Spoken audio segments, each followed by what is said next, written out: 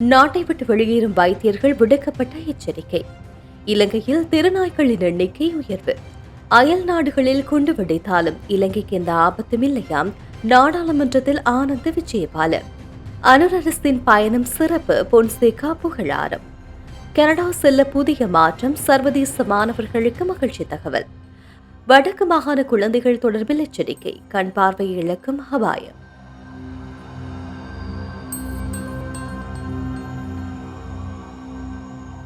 ஒவ்வொரு வருடமும் சராசரியாக 25 விசேட மருத்துவர்கள் நாட்டை விட்டு வெளியேறுவதால் நாடு முழுவதும் உள்ள மருத்துவமனைகளின் செயற்பாடுகள் பாதிக்கப்படுகிறது என்று மருத்துவ மற்றும் சிவில் உரிமைகள் மருத்துவர்கள் சங்கத்தின் கூட்டணியின் தலைவர் வைத்தியர் சமல் சஞ்சீவ எச்சரித்துள்ளார். தகவல் அறியும் உரிமை சட்டத்தின் கீழ் வெளியான ஒரு அறிக்கையின்படி கடந்த ஆண்டு ஏப்ரல் மாதம் முதல் இந்த ஆண்டு ஏப்ரல் வரையான ஓராண்டில் மட்டும் 24 விசேட மருத்துவர்கள் சுகாதார சேவையை விட்டு வெளியேறியுள்ளனர். தேசிய சுகாதார தேவைகளை பூர்த்தி செய்ய 3181 விசேட மருத்துவர்கள் தேவைப்படும் நிலையில் தற்போது 2042 பேர் மட்டுமே சேவையில் உள்ளதால் 1100க்கும் அதிகமான நிபுணர்கள் பற்றாக்குறை நிலவுவதாக அந்த அறிக்கையில் உறுதிப்படுத்தப்பட்டுள்ளது. குறிப்பாக சுமார் 200 மயக்க மருந்து நிபுணர்கள், 150 இயக்கமுறை மருத்துவ நிபுணர்கள், 100 சத்திர சிகிச்சை நிபுணர்கள், 100 மகப்பீடு மற்றும் பெண்ணல மருத்துவர்கள், 100 குழந்தைகள் நல மருத்துவர்கள் என பல முக்கிய துறைகளில் இந்த இடைவெளி மிக மோசமாக உள்ளது. மேலும் 100 எலும்பு முறிவு சத்திர சிகிச்சை நிபுணர்கள் தேவைப்படுகின்ற நிலையில் 47 பேர் மட்டுமே இருப்பதும், 64 தடயவியல் மருத்துவ நிபுணர்கள் தேவைப்படும் நிலையில் 41 பேர் மட்டுமே இருப்பதாகவும் அறிக்கையில் சுட்டிக்காட்டப்பட்டுள்ளது. இந்த நிலையில் ஏற்கனவே மருத்துவமனை நடவடிக்கைகளையும் நோயாளி பராமரிப்பையும் பாதிக்க தொடங்கியுள்ளதாக அவர் வலியுறுத்தியுள்ளார். எனவே சுகாதார அமைச்சு முதுகலை மருத்துவ நிறுவனமும் விசேட மருத்துவர்களின் எண்ணிக்கையை அதிகரிப்பதற்கும் பயிற்சி பெறுபவர்களை தக்க வைத்துக் கொள்வதற்கும் நீண்டகால உத்திகளை வகுக்க வேண்டும் என்றும் அவர் வலியுறுத்தியுள்ளார். இது வரும் பணியாளர்கள் பிரச்சினை அல்ல, இது முழு சுகாதார அமைப்புக்குமே அச்சுறுத்தல் என்றும் அவர் எச்சரிக்கை விடுத்துள்ளார். இலங்கையில் தெருநாய்களின் எண்ணிக்கை 2 மில்லியன் முதல் 3 மில்லியன் வரை அபாயகரமாக உள்ளதாக இலங்கை விலங்கியல் நல சங்கம் எச்சரித்துள்ளது. இந்த அபரிவிதமான அதிகரிப்பால் ஒவ்வொரு வருடமும் சுமார் 2,50,000 நாய்க்கடி சம்பவங்கள் பதிவாவதாக அந்த சங்கம் தெரிவித்துள்ளது. கண்டியில் நேற்று ஊடகவியலாளர் சந்திப்பில் பேசிய விலங்கு நல மூல சமூக பாதுகாப்புக்கான கண்டி செயலகத்தின் செயலாளர் சம்பா பெர்னாண்டோ, இந்த நிலைமை மிக தீவிரமடைந்து வருவதாகவும் நாம் வெடிக்க காத்திருக்கும் ஓர் எரிமலை மீது அமர்ந்திருக்கின்றோம் என்றும் எச்சரித்தார். பெண் நாய்கள் ஆண்டுக்கு 2 முறை குட்டியினதல் தற்போது இலங்கையில் ஒவ்வொரு 8 மனிதர்களுக்கும் ஒரு நாய் என்கின்ற வீதத்தில் எண்ணிக்கை உயர்ந்துள்ளதாக அவர் சுட்டிக்காட்டியுள்ளார். இந்த ஆண்டு நாய்களுக்காக வரவு செலவு திட்டத்தில் 100 மில்லியன் ஒதுக்கப்பட்டதை வரவேற்ற அவர், கடந்த ஆண்டு இனப்பெருக்க கட்டுப்பாட்டுக்காக ஒதுக்கப்பட்ட 184 மில்லியன் ரூபாவில் 27 மில்லியன் மட்டுமே பயன்படுத்தப்பட்டது என்றும், நிதி முறையாக பயன்படுத்தப்படாததால் நிலைமை மோசமடைந்துள்ளதாகவும் குற்றம் சாட்டியுள்ளார். இந்த நிலையில் திருநாய்களின் எண்ணிக்கை விரைவில் மக்கள் தொகையை எட்டக்கூடும் என்றும் எச்சரித்த அவர், வரும் நாய்கள் காப்பகங்களை அமைப்பது இந்த பிரச்சினையை தீர்க்காது என்றும் குறிப்பிட்டார். இந்த நெருக்கடியை கட்டுப்படுத்த அரசாங்கம் உடனடியாக தேசிய நாய்ப்பதிவு திட்டத்தை தொடங்க வேண்டும் என்றும், விச நாய்க்கடி நோய்க்கு எதிராக மக்களுக்கு தடுப்பூசி போட 600 மில்லியனுக்கும் அதிகமான நிதி தேவைப்படும் என்றும் அவர் வலியுறுத்தியுள்ளார். இந்தியா மற்றும் பாகிஸ்தானில் 2 குண்டுவெடிப்பு சம்பவங்கள் நடந்திருந்தாலும் அந்த சம்பவங்களால் இலங்கைக்கு எந்த பாதிப்பும் இல்லை என்று பொதுமக்கள் பாதுகாப்பு மற்றும் நாடாளுமன்ற விவகார அமைச்சர் ஆனந்த் விஜயபால தெரிவித்துள்ளார். நாடாளுமன்ற அமர்வின் போதே அமைச்சர் இவ்வாறு குறிப்பிட்டுள்ளார். அவர் தொடர்ந்தும் தெரிவிக்கையில், நாட்டில் உளவுத்துறை அமைப்புகள் தீவிரமாக இருப்பதால் பாதுகாப்பு பிரச்சினை இல்லை.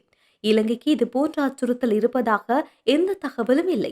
இலங்கையில் உளவுத்துறை தீவிரமாக உள்ளது. நமது பாதுகாப்பையும், குறிப்பாக ஆயுதப்படைகள் மற்றும் போலீஸ் பிரிவு தேசிய பாதுகாப்பின் சிறப்பு கவனம் செலுத்தி வருகின்றன.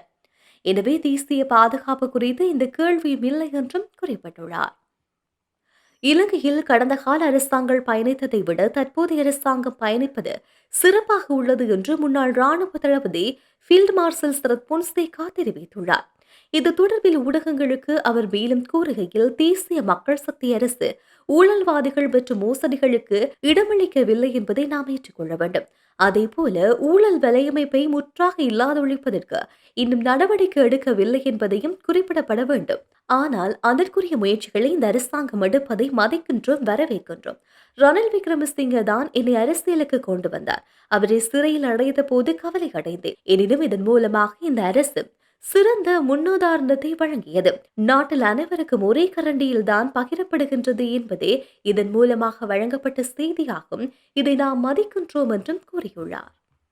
எதிர்வரும் 2026ஆம் ஆண்டு முதல் சர்வதேச மாணவர்கள் கல்வி அனுமதியை பெறும் முறையை கனடா இலகுபடுத்தியுள்ளது. இந்த முறை முதுகலை மற்றும் முனைவர் பட்ட மாணவர்களுக்கு இனி மாகாண அல்லது பிராந்திய சான்றளிப்பு கடிதங்கள் தேவையில்லை. இந்த மாற்றம் செயல்முறையை விரிவுபடுத்துவதோடு காகித வேலைகளையும் குறைக்கின்றது. இதன்படி முனைவர் பட்ட மாணவர்கள் தங்கள் பல்கலைக்கழக ஏற்பு கடிதம் மற்றும் உயிரியல் அளவியல் சோதனை ஆகியவற்றை சரிபார்த்த பிறகு 2 வார விரைவான செயலகத்திலிருந்து பயனடையலாம். புதிய அமைப்பில் எத்தனை மாணவர்கள் விண்ணப்பிக்கலாம் என்பதில் எந்த கட்டுப்பாடும் இல்லை. உலகில் எங்கிருந்தாலும் தகுதியுள்ள எந்த முதுகலை அல்லது முனைவர் பட்ட மாணவர்களுக்கு இந்த திட்டம் மூலம் பயனடையலாம். குடும்ப உறுப்பினர்களும் ஒரு சிற விண்ணப்பிக்கலாம். வாழ்க்கை துணைகள் திறந்த வேலை அனுமதியை பெறலாம். மேலும் குழந்தைகள் கல்வி அனுமதிகள் அல்லது பார்வையாளர் விசாக்களுக்காகவும் விண்ணப்பிக்கலாம். இது நீண்டகால தாமதங்கள் இல்லாமல் குடும்பங்கள் ஒன்றாக செல்ல அனுமதிக்கின்றது.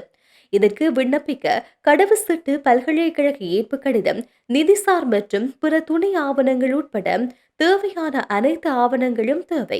விண்ணப்பங்கள் ஆன்லைன் மூலம் சமர்ப்பிக்கப்பட வேண்டும். மேலும் பயோமெட்ரிக் சோதனை முடிவுகள் 14 நாட்களுக்குள் வழங்கப்பட வேண்டும். அனைத்து ஆவணங்களும் முழுமையாகவும் துல்லியமாகவும் இருப்பதை உறுதி செய்வது தாமதங்களை தவிர்க்க உதவுகின்றது. இதேவேளை பட்டப்படிப்புக்கு பிறகு மாணவர்கள் கனடாவில் பணிபுரிய முதுகலை பணி அனுமதிக்கு விண்ணப்பிக்கலாம். இந்த அனுபவம் பின்னர் நிரந்தர குடியிருப்புக்கு விண்ணப்பிக்க அவர்களுக்கு உதவும் என்பது குறிப்பிடத்தக்கது. வடக்கில் யாழ்ப்பாணம், கிளிநொச்சி மாவட்டங்களில் வெற்றிலைக்கு பயன்படுத்தப்படும் சுண்ணாம்பினால் சிறுவர்களின் கண் பார்வை இழக்கப்படும் பாரிய அபாயம் உருவாகியுள்ளதாக கண் வைத்திய நிபுணர் மலரவன் எச்சரிக்கை விடுத்துள்ளார். இது குறித்து அவர் மேலும் கூறுகையில், வெற்றிலைக்கு பாவிக்கும் சுண்ணாம்பு ஒரு புற்றுநோய் என்கின்ற மிகப்பெரிய அச்சுறுத்தலை மக்களுக்கு ஏற்படுத்தி வரும் சூழ்நிலையில் தற்போது மற்றும் ஒரு பாரிய பிரச்சனையையும் இது உருவாக்கி வருகின்றது. குறிப்பாக வெற்றிலைக்கு பயன்படுத்தப்படுகின்ற சுண்ணாம்பு முன்னைய காலத்தில் வெற்றிலையின் பின்பகுதியில் பூசப்பட்டு தாள்களில் விற்கப்பட்டு வந்தது. ஆனால் தற்போது வர்ணப்பூச்சிகள் கலந்த கலவையாக பாரிய பொதிகள் முதல் சிறிய பொதிகள் வரை சுண்ணாம்பு விற்பனைகள் சந்தைக்கு வருகின்றது. வர்ணப்பூச்சிகள் பூசப்பட்டு சிறுவர்களின் கண்களுக்கு உறுத்தும் வகையில் சிறிய பொதிகளில் வீடுகளில் இந்த சுண்ணாம்பு வலம் வருவதால் அதை வீட்டில் உள்ள சிறுவர்கள் விளையாட்டு பொருளாக கருதி கைகளில் எடுத்து ஆபத்தை தமக்கு தாமே உருவாக்குகின்ற நிலையை அண்மையில் அதிகரித்துள்ளது. குறிப்பாக சில நாட்களுக்குள் யாழ் மாவட்டத்தில் 4 சிறுவர்களுக்கும் கிளிநொச்சியில் 2 சிறுவர்களுக்கும் இந்த சுண்ணாம்பின் தாக்கத்துக்குள்ளாக்கி ஒரு கண்ணின் பார்வையை ஏறத்தாழ இழந்துள்ளதாகவும் அவர் சுட்டிக்காட்டியுள்ளார். சுண்ணாம்பு ஒருவரின் கண்ணில் பட்டால் கண்ணின் பார்வை ஏறத்தாழ முழுமையாக பாதிக்கப்படும். அதை தாண்டி நாம் மருத்துவ முயற்சிகளை மேற்கொண்டால் குறித்த சிறுவர்கள் ஒரு நாளுக்கு பலமுறை மயக்கமூட்டப்பட்டு சிகிச்சைக்கு உட்படும் கவலையான நிலை உருவாகும். மயக்கமேற்றி சிகிச்சை வழங்கப்படுவது என்பது சிறுவர்களின் எதிர்கால உடல் நலனுக்கு சாதகமான ஒன்றல்ல. அத்துடன் குறித்த பிள்ளையுடன் பெற்றோர்கள் முழுமையாக மருத்துவத்துக்காக நேரத்தை செலவழிக்கும் போது குடும்பத்தினரது பொருளாதாரமும் முடங்குகின்றது. அது மட்டுமல்லாமல் குறித்த பிள்ளையுடன் அந்த குடும்பத்தினர் ஏனைய பிள்ளைகளின் கல்வியும் பாதிக்கப்படுகின்ற சூழ்நிலை உருவாகின்றது. இது ஒருபுறம் இருக்க, வெற்றிலை மெல்லும் நபர்களால் அவர்களது பொறுப்பற்ற செயல்களாலும் தமது குடும்பங்களுக்கு மட்டுமல்லாமல் நாட்டின் பொருளாதாரமும் மருத்துவம் என்கின்ற ரீதியில் வீணடிக்கப்படுகின்றது. இந்த நேரம் சுண்ணாம்பு பொலித்தீன் பொதி செய்யப்பட்டு விற்பனை செய்ய முடியாது என்கின்ற ஒரு கட்டுப்பாட்டை சுகாதார அதிகாரிகள் முன்மொழிவாக கொண்டுவர நடவடிக்கை எடுக்கப்பட்டு வருகின்றது. எனினும் சுண்ணாம்பை சிறு பொதியில் பைகளில் விற்பனை செய்யும் போது அதை சிறுவர்கள் உடைக்க முற்படும் சந்தர்ப்பத்தில் அதன் மூலக்கூறுகள் கண்களில் படும் அபாயம் இருக்கின்றது. எனவே வெற்றிலை மெல்லும் நபர்கள் சிறுவர்களின் நலன்களையும் பாதுகாப்பையும் கருத்தில் கொண்டு அவற்றை சிறுவர்கள் கையாளாத வகையில் பாதுகாப்பான இடங்களில் வைப்பது அவசியம் என்றும் அவர் வலியுறுத்தியுள்ளார். இதேவேளை மயக்கொட்டையின் தாக்கத்தாலும் சிறுவர்களின் கண் பார்வை முழுமையாக இல்லாது போகின்ற நிலை இருக்கின்றது.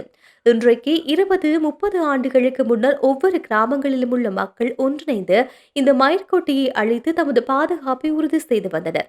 ஆனால் இன்றைய சூழ்நிலையில் மயிர்கொட்டியின் தாக்கம் குறித்து வரும் அக்கறை கொள்வதாக தெரியவில்லை. அதை தமது புற சூழலில் இருந்து அழைப்பதற்கான முயற்சிகளையும் முன்னெடுப்பதாக தெரியவில்லை.